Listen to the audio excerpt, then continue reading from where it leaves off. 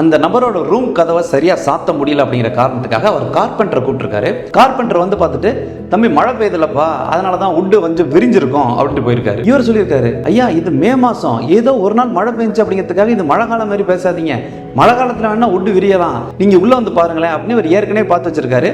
இந்த நிலை இருக்குல்ல, நிலை பாருங்க கீழே எப்படி இருக்கா, போக போக போக அப்படியே டேப்பர் ஆயிடுச்சு.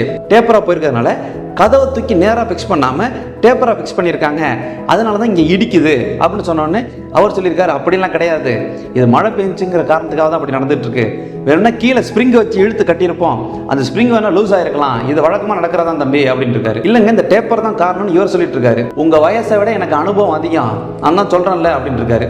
இவர் ஏன் இவ்வளவு விதண்டாவாதம் பேசுறாரு அப்படின்னு இவர் பேசிட்டு இருக்கும்போது கண்டுபிடிச்சிட்டாரு, அந்த நபர் தான் இந்த நிலையையும் கதவையும் வந்து ஃபிக்ஸ் பண்ணவர். ஸோ அதனால அவர் ஒத்துக்கவே இல்லை. இவர் சொல்லி சொல்லி பார்த்து டயர்ட் ஆயிட்டு, சரி நீங்க என்ன பண்ண முடியுமோ பண்ணுங்க அப்படின்னு சொல்லிட்டு போய் அமைதியாக உட்காந்துட்டாரு. இந்த இன்சிடென்ட்ல இருந்து நாம தெரிஞ்சுக்க வேண்டிய விஷயம் என்ன அப்படின்னா, தவறுகள் செய்வது அப்படிங்கிறது மனித இயல்பு. அது தப்புன்னு யாராவது ஒருத்தங்க சுட்டி காட்டும் போது அது உண்மையிலேயே தப்பா இருந்துச்சு அப்படின்னா முதல்ல அதை ஒத்துக்கணும், ஏத்துக்கணும், அதுல இருந்து நாம கத்துக்கணும். தமிழ் மொழியின் அருமை.